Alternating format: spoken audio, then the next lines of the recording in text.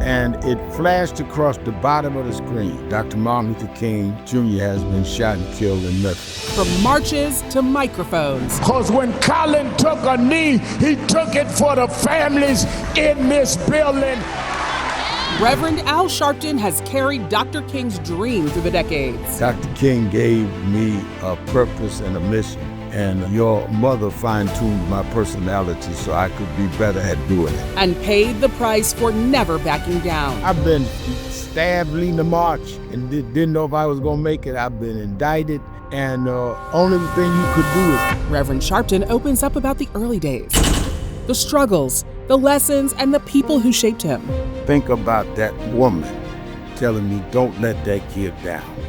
And I think all of us need to be able to step back and realize that somebody's depending on us not to let them down. Join hosts Martin Luther King III, Arndrea Waters King, Marc Kielburger, and Craig Kielburger for a deeply moving conversation about courage and conviction as we honor the life and legacy of Dr. King. Are we closer to the dream, or are we drifting further away? So you learn not to celebrate too much, and you learn not to get too brokenhearted on the bad day. You just...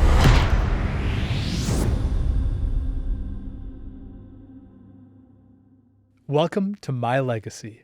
Today's guest is a towering figure in civil rights, a spiritual leader, and one of the most influential voices in justice for our lifetime, Reverend Al Sharpton. Reverend Sharpton, we are indeed honored to have you with us today, sir. Thank you, Rev. Well, thank you. I'm honored to be with you. You know, Rev, this is extraordinarily special for certainly Arndrea and I, our friendship going back many years. I want to go back to the beginning. You've said there would be no Al Sharpton without Martin Luther King Jr. Rev, you met my father as a child, but you said that it was your mother's reaction to Dad's assassination that profoundly impacted you.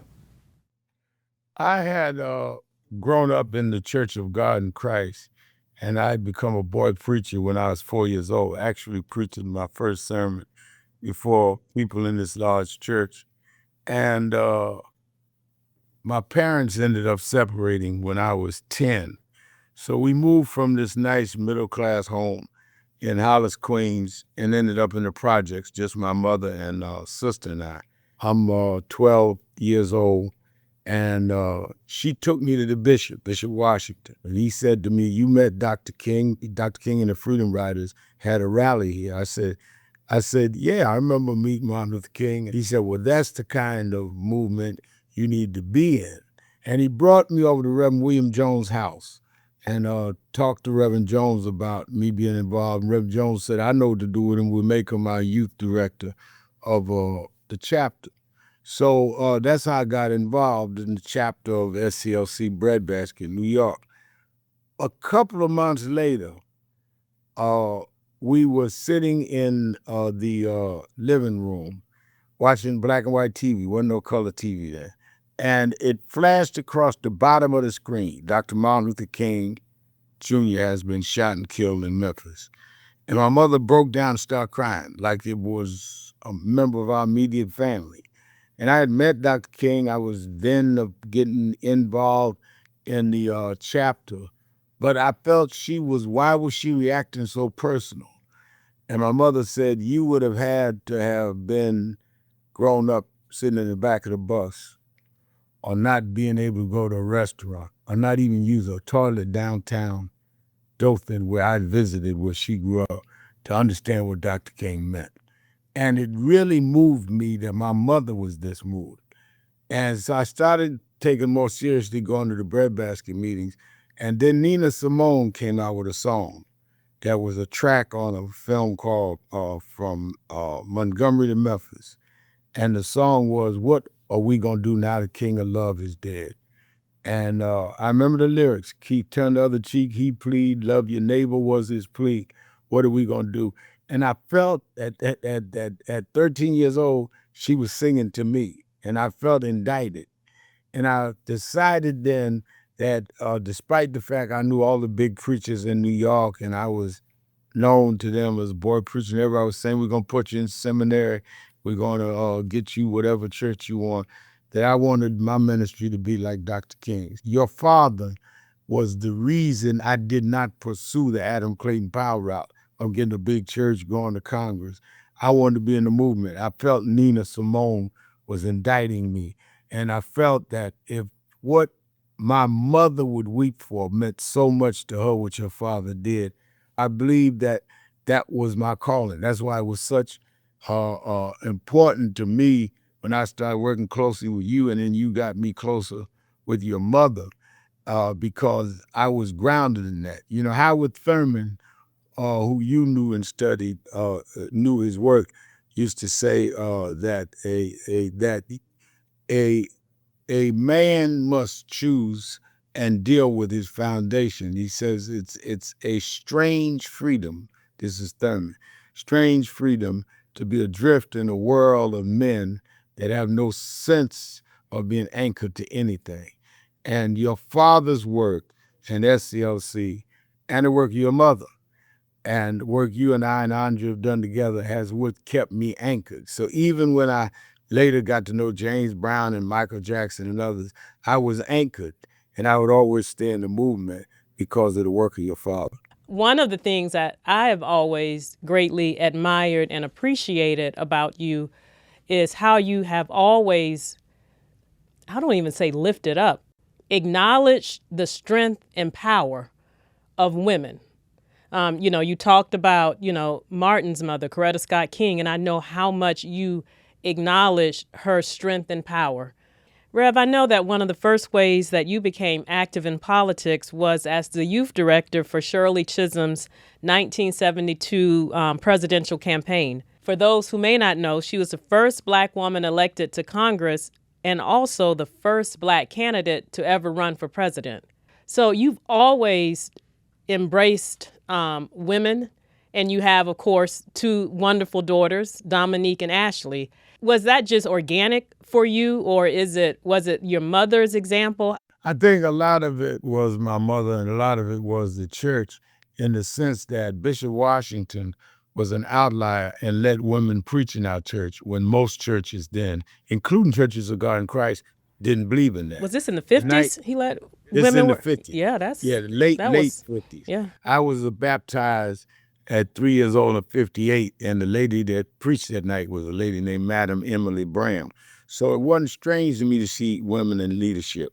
But then when I started getting just a little older, and my father left and abandoned us, and my mother took care of us, I would tell people when I started getting involved in the movement, 11 and 12, you don't understand that my mother is the only reason that I had clothes to wear to school. What are you talking about? Women got to step back. And my mother hadn't stepped up. I remember we couldn't pay light and gas bills. I'd do homework by candlelight for about 6, 7 months. And my mother said, boy, I don't care if we get a flashlight. You're going to do your work. You're going to be able to go to school where I couldn't do in Alabama. So I couldn't let nobody tell me what women wouldn't do, because if it wasn't for a woman, I'd have been in the streets having done something else. She kept me in the church. She would scrub floors, even though she was on welfare. She would do domestic work, so I'd have a little suit to wear to preach at. When I'm a kid, I'm a boy preacher. So by the time 68 comes, and the year Dr. King was killed, an assemblywoman in Brooklyn's running for Congress in 1968. And they brought in a guy who was nationally known, who ran against her on the Republican ticket, named James Farmer. He was the head of CORE. And they said Nixon sent him in. And everybody was going, oh, wow, James Farmer is going to be the congressman. The assemblywoman running against him was Shirley Chisholm. And I remember Shirley Chisholm came by our church, and Bishop Washington liked James Farmer, but they let her speak. And she had this kind of fire in her that reminded me of my mother. And I went and started, to the chagrin of Bishop Washington, working in her campaign. I'm all of 13 years old. I couldn't even vote. At that time, voting was 21 years old. And we became close. And I would remember Andrea going in rooms where she won. She beat James Farmer. And I remember we go in rooms and all of the preachers and the leaders that day, we can't have no woman lead us. And I think it was because of my resentment of that that made me always go out of my way to say, no, we can't have this. Because if it wasn't for my mother, I wouldn't have ever made it. And Shirley Chisholm embraced me. And I remember in 1972, when you mentioned running for president, that was a year I was a youth coordinator. And they had the National Black Political Convention in Gary. They didn't even invite her. And she was running for president because many of the leaders had already made their deals with George McGovern, who became the nominee. And they kind of respected Mrs. King was there and Betty Shabazz was there, but they didn't invite Shirley. So I saw the misogyny all of my life, and I always was committed that I was going to be one that would very clearly stand against that. And later, as Martin and I started working together, and he got his mother to come up and do our first National Action Network dinner. And I remember how strong and regal she was. She was the only one that could really talk to me about things that I guess everybody wanted to talk to me about. She says, you said this, that, and the other. Why did you say that? I said, well, I was angry, and I was first surprised she knew some of the crazy stuff I used to say. She said, yeah, but don't you know if you're going to be in Martin's tradition and you grew up in it, sometimes we've got to check what we say. I say, yes, ma'am. And she cites something else. And she was always real gentle, but regal about it. And I always say that I give her credit. People talk about I sort of mainstream. Mrs. King had a lot to do with me starting to say, yeah, because I would tell myself, oh, they're down south, I'm up north, this is the urban way. But she said, no, there's another way. Or do you want the crown or do you want the crowd? And I remember at her 70th birthday at the soul food restaurant there, Martin, with his scheming, had me sit next to her her birthday dinner. And she looked at me, she says, I'm glad you flew down for my birthday. And I'm glad you're doing better, talking about me. And there would not have been a movement had it not been for Coretta Scott King. And I don't say that because I'm talking to you, I say that all the time, because she was the rock that Dr. King leaned on. Imagine with all of the craziness, the threats, the trying to scandalize him. If she had been weaker, it would have turned the whole movement around.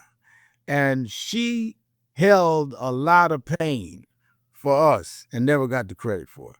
Still doesn't, to my degree, because if you look at how people operate today, if Mrs. King just did one interview, just did one wayward word about the work or what Dr. King had gone through and put her through, it would have turned the whole movement around. She never said anything to hurt the movement and was on the front line. She was on the front line against the war in Vietnam before he was. That's right.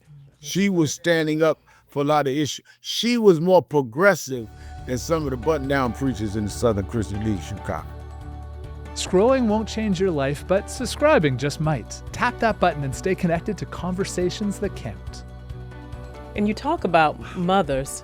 And one of the things that I always like to remind people when we're together, because sometimes people see you and Martin, just on stage or at programs, or the three of us, or different configurations. But this is a real relationship to us. And each time there is probably no greater pain than when your mom transitions. Mm-hmm. And for each one of us, we were there for each other. Of course, Rev came down with when your mom transitioned. We went not to the big fancy service, but we went to Dothan, Alabama, in that little small church.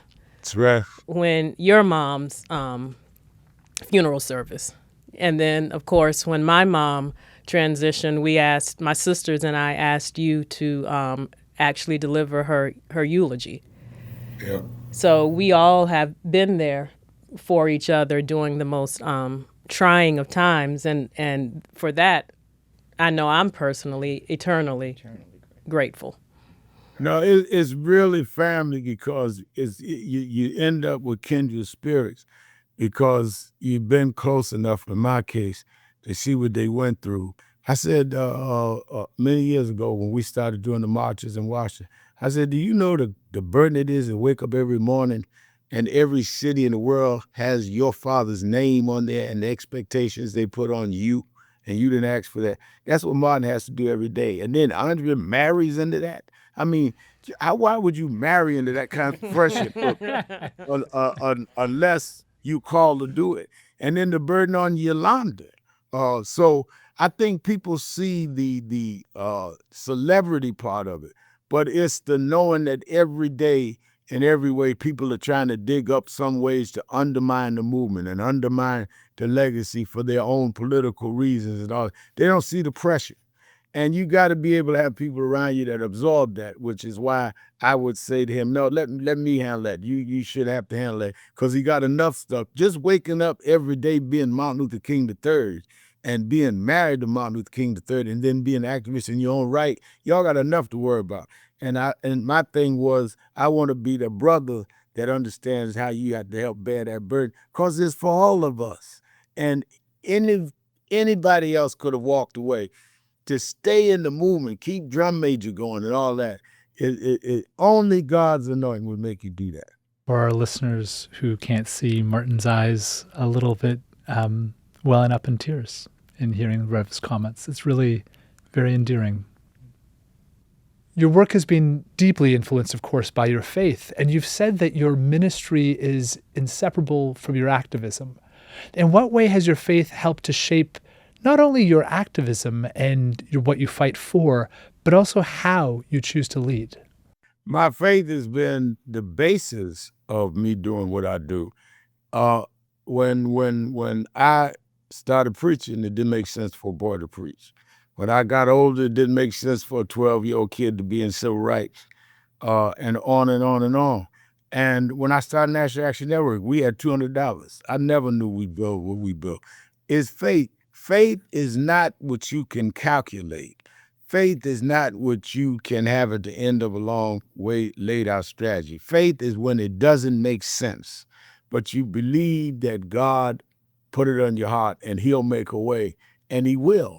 And when Dr. King and Dr. Abernathy and them called a boycott in Montgomery, Alabama in '55, just a couple of months after Emmett Till had been killed, they had no way of knowing that they would win. They stepped out on faith. Real leaders in the movement for social change are really people of faith. Because if you go what is strategic and makes sense, you will never change society. You've got to have people that believe bigger than what they're facing. So the core, I've been stabbed leading the march and didn't know if I was going to make it. I've been indicted. I've been all of that. And only thing you could do is faith. When you stand up there and they charging you with stuff you know you didn't do, only faith. James Brown can't help you now. The more you get involved, the more the forces are going to come after you. But you got to know there's a force stronger than them. And that's why the King movements and Dr. King's teachings meant so much to me, because you got to put what the cause is ahead of what the popularity may be in any given day or unpopularity. And if you do that, you've done your part. God will do the rest. That ain't my business. My business is to stand up. God's business is to hold you up. You know, Rev, when we think about faith, and particularly at this particular time in our nation and world's history, it is 62 years since Dad shared his dream at the Lincoln Memorial for our nation and world. Are we closer to the dream, or are we drifting further away? I think that we are in a cycle that keeps going around. I was saying in the past that we're moving away from the dream. And then we'd see some progress, and we'd say that we're achieving the dream. Some people said when Barack Obama was elected president, we're achieving the dream. Others, when Kamala Harris became vice president, we're achieving the dream. But that wasn't a dream. The dream was changing the world for all of us. And the older I've gotten, Martin, the more I understand that it's not everybody's dream. So you've got to fight the non-dreaming spirit and to keep the dream alive. The dream is alive as long as it's in the life and heart of the dreamers. So our job is to be the custodians of the dream in good times and bad times. Because if it was going to be an ending utopia, it would have happened in the Bible. All the way through 4,000 years after Moses, they crucified Jesus. So we've just got to be resolved that it's our job to stand up for what's right and let God bless it and the next generation continue it going. So we have a lot of people that are full of materialism, that are full of militarism. You always quote your father. And they must face the dreamers. That's why we're going to Wall Street this year. We go other places. We're dealing with you and Arndrea dealing with what's going on with the changing of where they're setting up congressional seats. We must represent the dream. We should never wait on the Nebuchadnezzars or the pharaohs to affirm and actualize the dream. That ain't their job. It's our job. And I think it's symbolized, I'm deeply a Baptist preacher, symbolized by Jesus. The choice was, you can come down off the cross, deliver yourself. And Jesus wouldn't come down, though he could have. And I think our challenge is, even in a day that voting rights and inequality economically and all is ordered today, will we come down? Will we join the others, or in our anger lose our footing, which is what your mother was on me about? Or will we represent what is right? Because there will not be a resurrection if you cannot endure through a crucifixion. You've got to go through the crucifixion to get to the resurrection. Rev, just love that analogy of having to endure to get to the resurrection. Rev, you've been involved with an incredible degree of love and attention on so many issues, but I want to draw one to the issue of police brutality and standing with families among their darkest moments, from Breonna Taylor to George Floyd to many others. Why is that important to you from a perspective of a leader for civil rights, but also why is it in perspective to you as a humanitarian, as a preacher? And how do you help those families turn that type of true grief into purpose? One is that when society becomes to where those that are supposed to be your protectors against unlawfulness and disorder become unlawful themselves, the very fabric of society is torn apart. And I saw in these police cases people losing faith. Once you lose faith in the guys that are going to protect you from the unlawful, the rest just continues, unraveling your faith in society as a whole.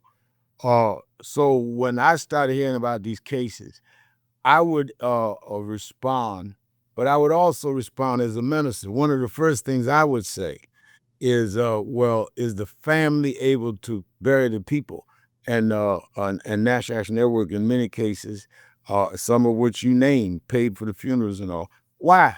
Because I didn't want to see the hustlers, which some did, get online and have FundMe accounts, and the family not be taken care of. How did I know that most of these families couldn't afford the funeral? I'm talking about the funeral. Some couldn't afford suits to go to the funeral.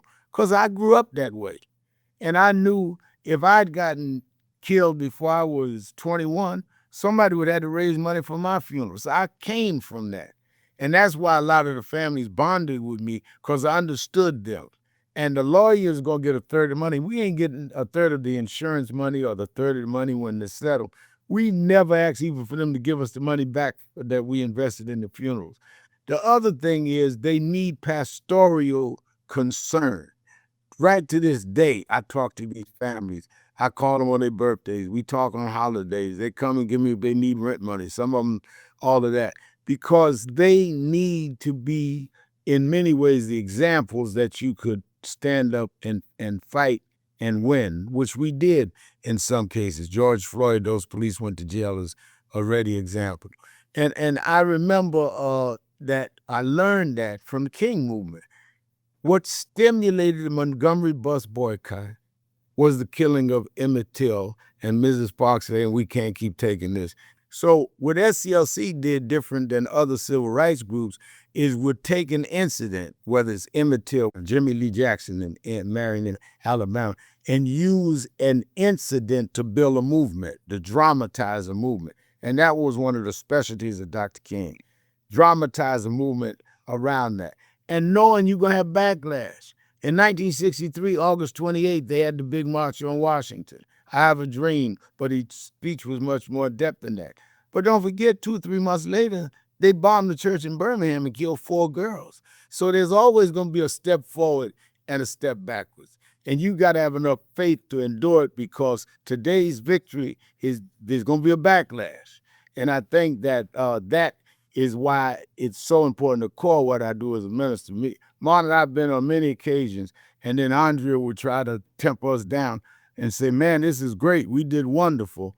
And Arndrea said, yeah, let's see what that backlash is going to be, because you know it's going to be backlash. But your faith sustains you, as well as it keeps you level-headed in the time of victory. So you learn not to celebrate too much, and you learn not to get too brokenhearted on the bad days. You just keep going. You know, Rev, as we reflect, you have advised presidents, you've marched in every state, stood with people at their times of their most desperate grief. You have faced the worst challenges, and you've talked about the need to shift from moments to movements.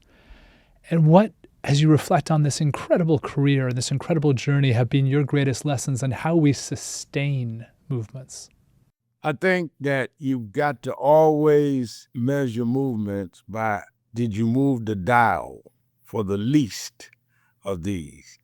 And you're going to be dead longer than you're going to be alive. I tell myself every day. So do you leave a footprint in the stand that made a difference? Or did you just get a lot of publicity, and so what? It won't matter 2 weeks after you're gone. They'll mourn, they'll cry, and then they'll move on to the next thing. And that's why, how many years later are we talking about Dr. King? I mean, there's some people that never lose their value, because the Bible says that he that findeth himself shall lose himself. He that loseth himself for my sake shall find himself. You got to get lost in something bigger than you. And if you do that, you will find who you are. And that's what has been my guiding principle, that if it's about me, then it's not going to last anywhere. I'm only fooling myself. But if it's about something that'll be here, a movement, a feeling of grief, 100 years from now, then that will mean that my life meant something. There's no way I'd have known 12 years old that I could build National Action Network, or I'd have a TV show, a radio show. If there's one scripture that's guided me, is seek ye first the kingdom of heaven and its righteousness, and all these other things will be added. Not the primary thing. They're additions, and they'll come and go. God will bless you as long as you bless God. Rev, I love that quote, and I just want to say it again for our viewers and listeners, the concept of that you'll be dead longer than you'll be alive. And I just want to say thank you for bringing wisdom and perspective like no other. Speaking of wisdom and perspective, Craig has 3 boys, I have 2 girls, and of course, you know Yolanda, who you adore in terms of that next generation. Young people today are losing hope. Young people today are addicted to their phones. Young people today are seeing what's happening and are disconnected. What do you say to the young people who are losing hope? Give them a pep talk. Like, give us some wisdom and some words I can say to my kids, Craig's kids and Yolanda, who are seeing this world just going up in flames and feeling disconnected. And what do we say to them? I say, first of all, what they're seeing is real. They're not wrong about what they see. But then the question is, what are you going to do about it? And you have more to work with than any generation before you. Do you realize, and I tell them this, that Mahatma Gandhi never knew what a cell phone was. Martin Luther King didn't have email or Instagram. You got more to work with and doing nothing with it. So yes, your analysis is right, but your action has to change this, because people with far less than you changed the world in which they live and made your life better. And you need to quit just the what Dr. King would call the paralysis of analysis and say, this is what we're going to do. We should be using all that's available for good rather than talk about how bad things are. Rev, one question I think about, and often just for any and all of us, but is there one piece of it, not just advice, but what has been, or is there someone, what is the greatest thing, if you could say that for now, that, or advice that someone gave you? And did it come from just a person who none of us would know, or did it come from someone who is well known? I was on the road, late 90s, early 2000, and we landed in Newark Airport coming home. It was about midnight. And I was walking through the airport. There were very few people there. And this woman was walking from a distance. She had a little young guy, looked maybe 12, 13 years old. And the woman said, Reverend Sharpton? And I said, yes, ma'am, how you do? And because it was the airport, it was like midnight.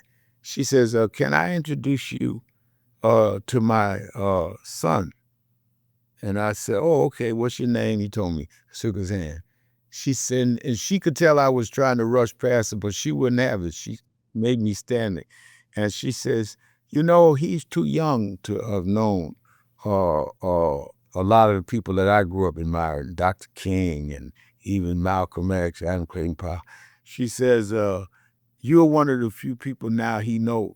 She says, and she looked at me almost like your mother did. She says, I hope you'll never let him down. And for whatever reason, that woman shook me. And a lot of times when I've gone to the White House to talk to Obama, or when I've gone to other places, and when I go in 30 Rockefeller Center to do my show, I think about that woman telling me, don't let that kid down. And I think all of us need to be able to step back and realize that somebody's depending on us not to let them down. And that's what motivates me. It's easy to get caught up in the glory and the doodads and the money. But then at the end of the day, some kid will say, yeah, there was just another one using us for their own glory. I don't want to go out like that. It's really hard to put into words what Rev has meant to us as a family, to the Black community at large, and to every person that believes in the concept of the beloved community, no matter your color, your gender, who you love. I think we don't take enough time to slow down and say thank you. So thank you for all of everything that you do and continue to do that the world knows. But most importantly, there's so many things that we know. There's so many people that you've helped that we know that the world doesn't know. And we thank you for that.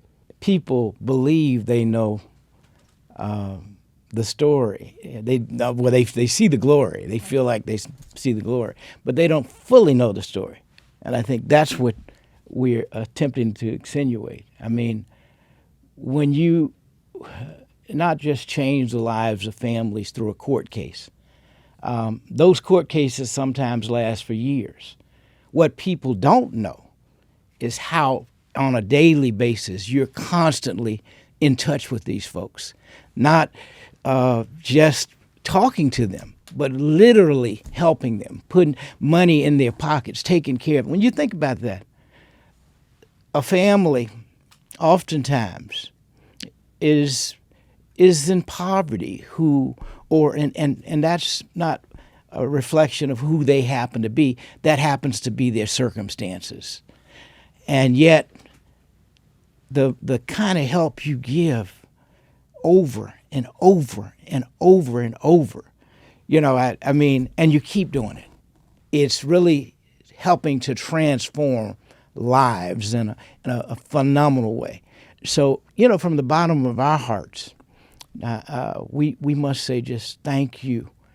And it is an inspiration even to us. All of us as human beings get tired.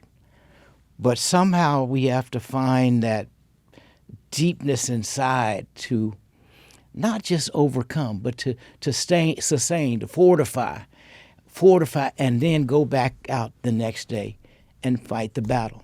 And that's what you demonstrate. We thank you. Thank you, thank you, thank you. Well, thank you, and I could not put in words how much you and Arndrea and Yolanda mean to me. I'd always be grateful that you brought me in the family. And I say that Dr. King, who was a seminal figure in my lifetime, Dr. King gave me a purpose and a mission. And your mother fine-tuned my personality so I could be better at doing it.